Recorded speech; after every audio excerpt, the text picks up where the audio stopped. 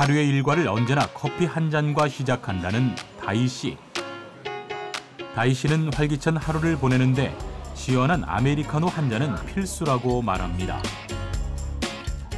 상쾌한 하루를 시작하기 위한 모닝커피 한 잔. 점심 식사 후 입가심으로 또 한 잔.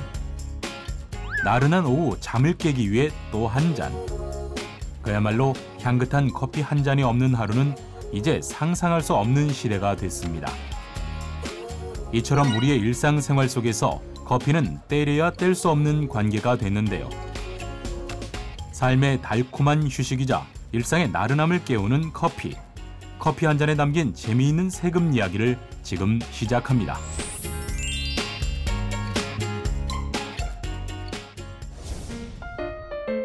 커피의 원두는 색과 모양이 체리와 닮아서 커피 체리라고 불리는 커피나무의 열매를 까서 말린 생두를 볶은 것입니다. 이렇게 원두의 원산지부터 로스팅 과정, 블렌딩 방법, 추출 과정 등에 따라 맛과 향도 천차만별인 커피. 그렇다면 우리가 마시는 이 향긋한 커피 한 잔에는 어떤 세금들이 포함되어 있을까요? 열대지방 작물이기 때문에 커피는 전량 수입에 의존해 만들어지고 있는데요. 따라서 원두를 수입할 때 부과되는 관세가 있습니다. 이때 관세는 커피를 볶았는지 볶지 않았는지에 따라 수입 기본 관세율이 달라지는데요.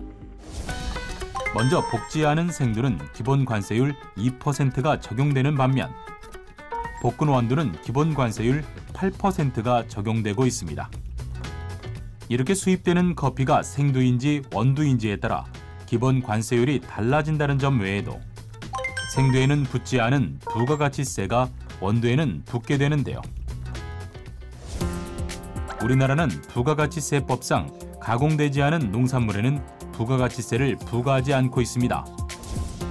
따라서 가공되지 않은 생두에는 부가가치세가 붙지 않지만 원두는 생두를 볶아 만든 가공품이기 때문에 기본 관세율 8%와 함께 부가가치세 10%가 적용되는 거죠. 즉 매장에서 생두를 볶을 수 있는 기계가 있다면 볶은 원두를 사는 것보다 볶지 않은 생두를 사는 것이 세금을 절약할 수 있는 방법입니다. 뿐만 아니라 세율은 커피 생두나 원두를 수입하는 나라가 어디인가에 따라 달라지기도 하는데요. 국가 간 협정을 맺은 경우나 국제기구 협약 등에 따라 수입 국가별로 서로 다른 관세가 부과되고 있기 때문입니다. 예를 들어 2016년부터 한국과 콜롬비아 FTA 발효로 콜롬비아산 원두 관세가 철폐되었고 에티오피아는 FTA 대상국은 아니지만 최빈 개발 도상국에 대한 특혜 관세 0%를 적용받을 수 있는 국가인데요. 따라서 원두를 수입할 때는 원두의 수출국과 그에 따른 FTA 혹은 협약에 따른 감세 혜택이 있는지도 알아봐야 합니다. 그리고 브라질에서 생산된 커피 생두를 미국에서 수입해 볶았고 그 볶은 원두를 다시 우리나라에서 수입한다면 원두의 원산지는 미국으로 표시되고 미국의 커피 관세가 적용되는데요.